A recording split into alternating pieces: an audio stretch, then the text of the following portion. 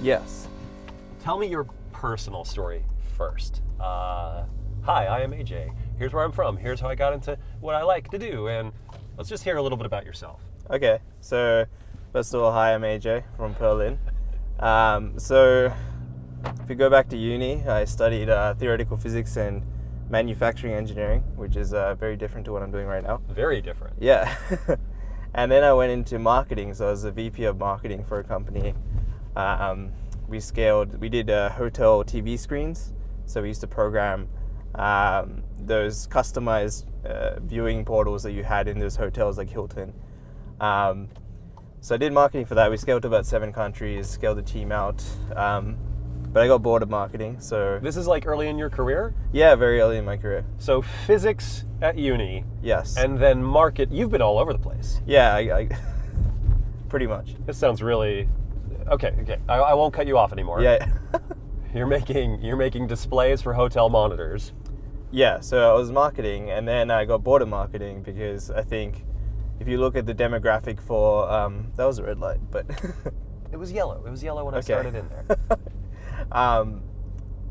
Yeah, so I got bored of marketing because the demographic for hotel owners is 50-year-old white males, which was our demographic, and it was just the same kind of marketing tactics over and over again. So I went into dev after that. So I worked as a dev for 2 years.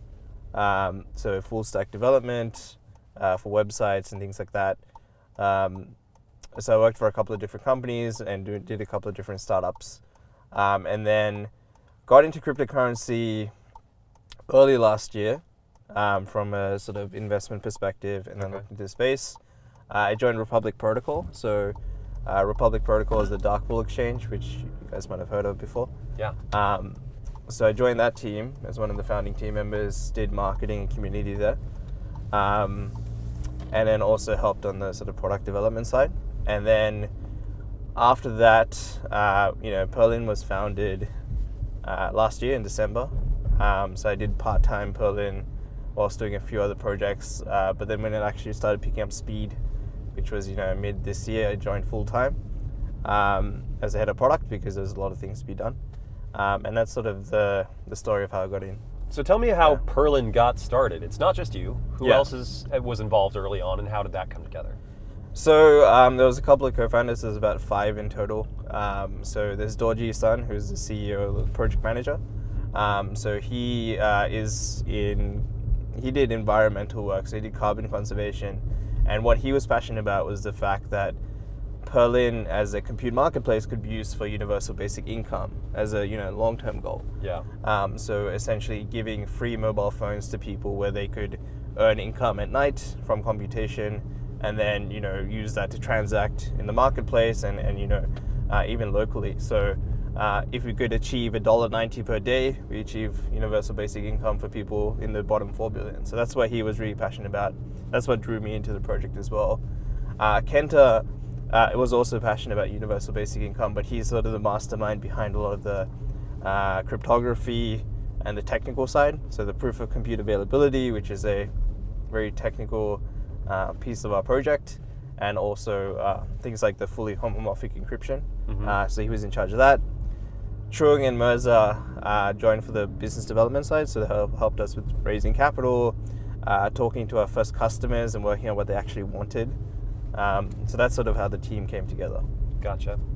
And what, obviously you're a founder, and so you've got oversight and involvement in many areas of the company. What do you feel like your major emphasis is for initiatives that you're focused on? Yeah, so co-founder, but my role is head of product. So I think as a industry, we're moving into this phase from speculation to real growth and value. So I think now is the phase where we look into what customers actually want and building a product that they actually will use. Right. So that's why I think prior to this year, there wasn't many product managers or head of products for a lot of these crypto projects because they've been very technical. Right. But now you have to build and package something that a common user would use. That an actual human being is going to touch. Exactly, yeah. Right. So you look at all these compute marketplaces, but they're not built to service corporates that do artificial intelligence and have real use cases at AWS or Google services. So we're trying to sort of mimic those services in a decentralized fashion. Gotcha. Yeah. One of the sessions here that I wanted to get into was Designing for Humans, I think was the title of the session. It was somebody from IDEO, the design firm. Yeah. And I thought it was so funny that one of the most packed sessions on the first day of DevCon is about like how to work with human beings. Yeah. Right? You've got a lot of really brilliant minds here, and this stuff is so technical that I think a lot of the talent can get super deep into the weeds of how to, ZK snarks and all kinds of other stuff that I frankly don't understand very well. But working with humans, oh man, that's a mystery. How do we do that? Yeah. Okay, so tell me about Perlin. We've talked kind of on the edges of this, but give me the pitch for Perlin. So Perlin is stemmed from the concept of universal basic income. So how can we give money to people for essentially free? And what we realized was mobile phones and laptops are plentiful. Like there are more devices than there are human beings on this planet. So with that in mind, and with the growth of Moore's law, and essentially seeing the fact that our computational needs will far exceed what our computational growth will be over the next 10 years, 20 years, we needed to be more efficient with our computing resources. So in fact, we use only 9 to 30% of our worldwide computational resources, depending on the type of device. So that means there's a lot of underutilized computation. That's measured by time, right? At any given moment, we're only using this much, and a lot of processors are laying idle. Yeah, correct? Yeah, exactly, yeah. Okay. But when they say idle, it's like they're on. They are on, but they're just not doing anything. Oh, really? So it's even worse, right? They're not even off. They're actually turned on. So we want to try and increase that efficiency. So the idea was that we use mobile phones, laptops, while you're not using them, and rent that out to someone else who could use it. So for example, artificial intelligence models, data processing, video rendering, all kinds of different applications. So there have been projects before, not even in blockchain. There have been projects before that try to take advantage of idle processor time. SETI Online is one that... SETI at Home, yes. Yeah, SETI at Home, there it is. Very old project, got a lot of press in the day. You don't hear about it much anymore, right? I think it was a novel idea, but I think there was probably some issues with trying to implement it, to actually find broad usage for this idle processor time. How are you overcoming that? How are you going to get people to build a system where the idle processor time is really productively used? I don't think that's a trivial problem, right? Yeah, you guys are attacking a difficult thing. Yeah. So in terms of SETI at Home and all those projects, so that's built on a system called Boink, which was developed by David Anderson about 20 years ago. So it's quite an old system. Very old. And it's very effective in what it does, which is scientific research split amongst several different devices.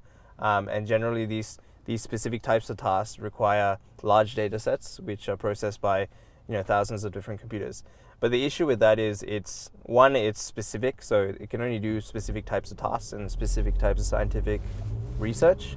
The other thing is it's all donated compute, so it's volunteer computing, which limits the growth because people aren't actually making any money off it.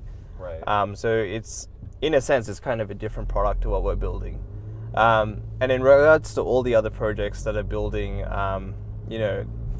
cloud computing systems using a blockchain, so decentralized cloud computing. So there's a couple of issues, and I think it all comes down to adoption. The project that's going to be successful is the one that can gain adoption, right? Right. And right now, no one's even close to getting adoption near any of the cloud computing companies out there. Yep. So even if you look at the daily active users on like State of the dApps, the biggest one is like 1,500, which is abysmal. It would be laughably low if I were in a different industry and could laugh at this objectively. But I'm in this industry and I care how many people are using it. So we're now just upset about it. Yeah, now it's like, oh, this is just kind of depressing. Yeah. It's like not anybody using this amazing technology. Yeah. So if you look at the reasons why adoption isn't there, it just comes down to usability, right? So for example, some of the chains like Golem have public computation. So all your computation is exposed to the public. Okay. Just because they're built on Ethereum and they can't do much about it to keep the computation private.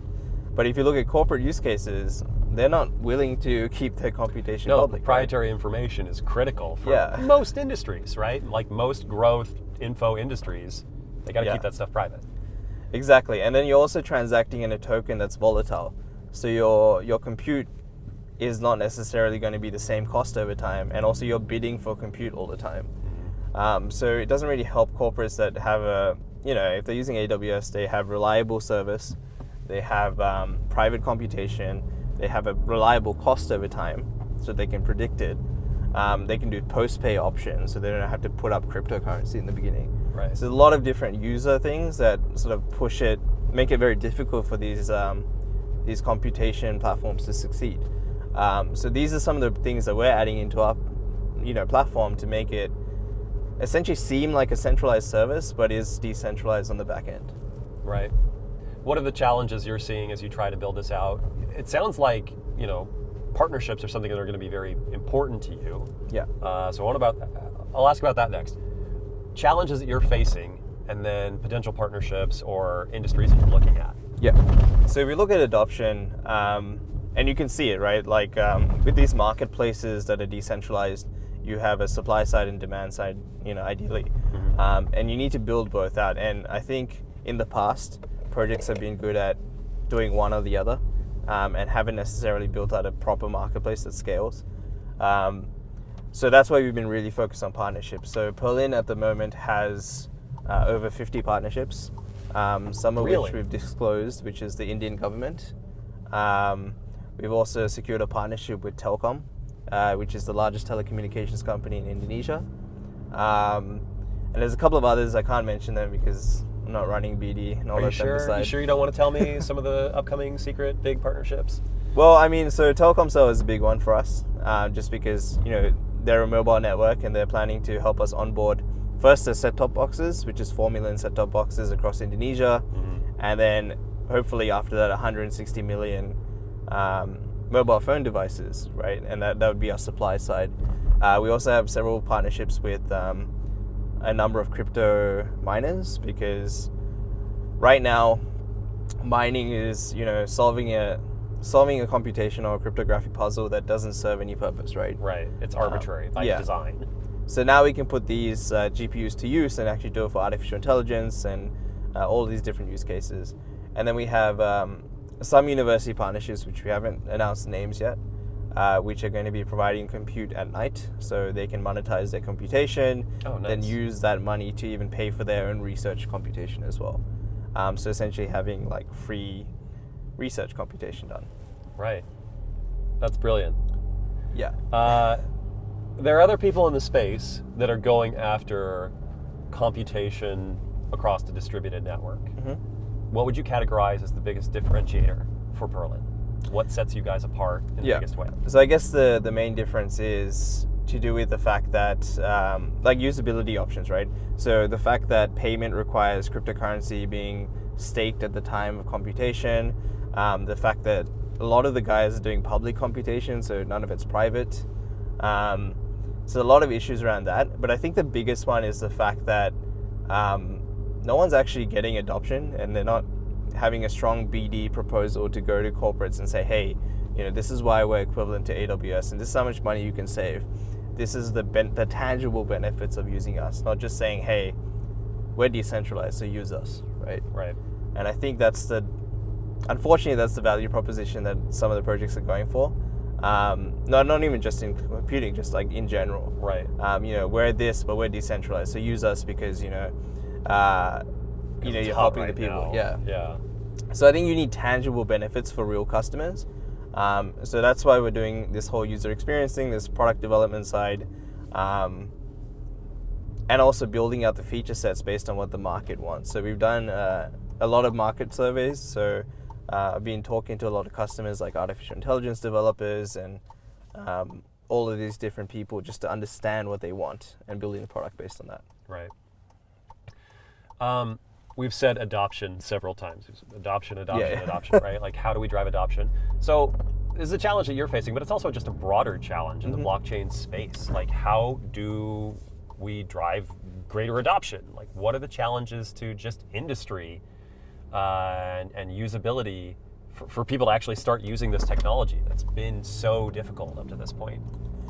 Well, you can see it from the DevCon sort of different topics that are being addressed, right? And a lot of today was about user experience. So user experience is a huge one.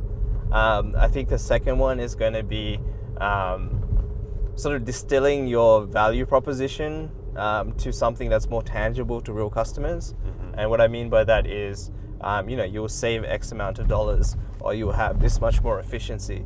And I think because unfortunately decentralized systems will always be less efficient than a centralized system, just because it's just faster to do things centralized. Yeah. So you need to come up with different innovative ways that will provide value to customers. So I think that's the challenges we face. I think there was a talk today about universal logins, which I thought was really interesting, and the way they're tackling the user experience and actually making it better than traditional logins, right?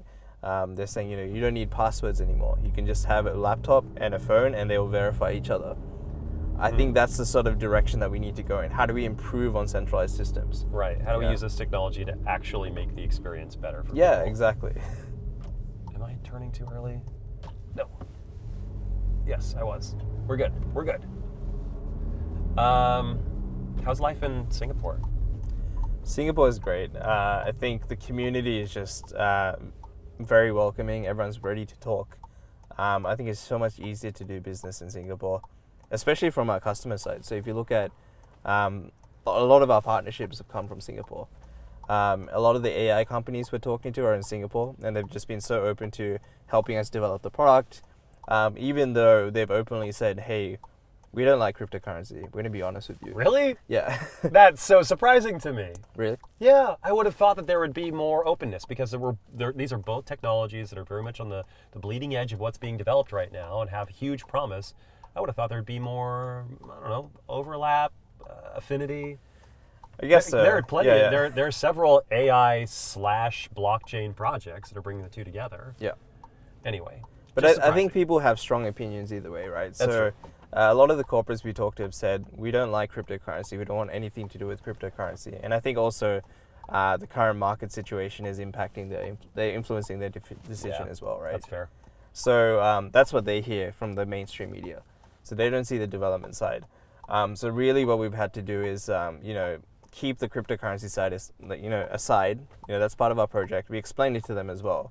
But say, hey, look, this is what we're building on the computation engine side. This is what you can do. These are the feature sets. We will have normal payment structures, so you can just load your account with credits, which will be instantly changed into pearls when we do our computation, but you would never see any of that. Right. So that they've been quite open with that, even though they have this sort of bias against cryptocurrency, which is good. That's so funny, the bias against cryptocurrency. Yeah, I think ultimately a lot of what's going to have to happen is for the cryptocurrency is going to be driving everything, but it's going to be under the hood, right? Yeah. Like the end user experience can't be about managing private keys necessarily, unless that's what you want to do, right? Those are very good for autonomy, managing your own wallet, your own tokens, all fantastic things to do, but it just needs to be made so dead simple that somebody who doesn't know how to do those things still has the option of engaging with the system. Mm-hmm. And it sounds like that's a lot of what people are talking about here at DevCon. Yeah, exactly. And I think that's a really positive step. But I mean, I got to be honest, like the whole cryptocurrency thing has killed a lot of deals for us as well. Like we'll get to a certain point and then we say, hey, we have a cryptocurrency. And they'll be like, oh, okay, sorry, we don't want to do business anymore. Really? So, yeah, and I think it happens a lot. I think crypto projects and crypto startups have this sort of this shadow over us, unfortunately. And I think that is because of the market climate, and generally what the market does influences the opinions and how the general population feels, including, traditional businesses. Wow. I would not have anticipated that. But it makes sense. What you're saying makes sense. How long do you think it's going to be till that changes? I don't think it'll be that way forever. Well, I think it's got to be the guys that keep crypto under the hood, and it's like, hey, you've been using our product for a year. We've actually been using cryptocurrency this entire time, and then be like, oh, okay, cool. You know? Yeah, it can be a lot less scary then. Yeah, so I think that's the way it's going to be introduced to the mass market. So you guys are building a Trojan horse, is what you're saying. Pretty much, and I sneak think crypto into people's lives. Yeah. So our goal is like, and I know a lot of crypto projects have this goal, and I think it's the goal that we should all have, which is, being the first application to hit 1 million daily active users, as a decentralized application. Right. Google Maps keeps trying to tell me to go into the conference on roads that are not open, that are definitely blocked off. So it gets kind of tricky. But we are no, we're not at the conference center. I'm going to turn around and I'm going to go to the Holiday Inn right where we started. Got to stop telling it to take me to the conference center, because every time I do that, it's like, you're at the conference center. It's like, no, I'm not. I'm on a road that's got a chain across it. Okay. Well, this has been good. I didn't know as much about Perlin when we started, but it sounds really cool. I'm super impressed that you guys started so recently. Yeah. It was only last December. Man, that's mind-blowing. It sounds like you've made huge progress since then. That's really a testament to the team you have. So, kudos. I mean, it's been quite some time, and we still work startup hours, which is good. But we're gonna hit burnout soon, so we'll have to start looking at more efficient operating and management strategies. Well, growing pains, right? Like that happens to anybody who's growing. Yeah, but what's good is we don't even make any more work. It's just everyone's just so into the project, which is what you want. If you've got the right team, they're eager to spend those hours on it. Not always doable, and there are a lot of brilliant, capable people who can't make that what would be a sacrifice for them. You get the right team, and people are like, yeah, whatever it takes, let's do it. Let's do it now. That's a fantastic environment to be in. It's really energizing. Yeah, and as silly as it sounds and as impossible as it may sound, we actually want to solve universal basic income one day. So that's something that I didn't ask enough about. Yeah. I didn't see UBI on your website. Well, I mean, that's not really a selling point. That's just the goal that we have internally, right? It's the selling point is the compute engine. We want to sell that to customers. But as a byproduct of that, we want to achieve something similar to UBI. So talk to me about that part of it. UBI is such a fascinating topic that a lot of people are talking about a lot more, but it's fraught with differences in opinion on whether it's possible, how it might be possible, what systems could make this a doable, functional thing. Yeah. And one concern that I've seen people have is that implemented incorrectly, this could be totally ruinous. Yeah. It could really mess up an economy. So how do you go about implementing something like UBI, assuming that, everything goes the way you want it to, and you really do have the opportunity to implement a UBI system? Tell me about that. What does that look like fully realized? Yeah, so I mean, economics in itself, and even crypto economics, is a huge beast to tackle, right? So on our team, we have Anup Milani, who's a professor of economics at Chicago University. So his main role is to, one, look at the UBI and also look at the token economics behind, token velocity, how we can make sure this whole thing doesn't crumble. Because, once you've launched a contract or you've launched a circulating currency, you can't really change it. Whereas, with, as you know from history, governments have bailed out economics a lot. Mm-hmm. when there's huge issues, right? Right. And we don't really have that option, so we're going to make sure we have it right.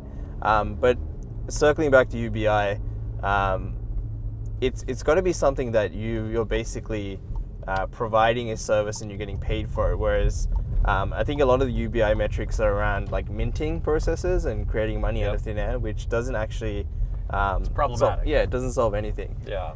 So when we had a look at it, we were like, what is something that we can tap into as a service that we can give to everyone, or someone that everyone already has? And mobile phones was one of those things. So the way we want to tackle it is essentially use everyone's mobile phone for computation and give them money for that. That's interesting. I don't hear of many UBI projects that have a productivity angle to them. I think that's Yeah. pretty unique to you guys. So it's going to be something that like you're doing something for that money. It's just Right. that the end user doesn't know they're doing something for it, but they are.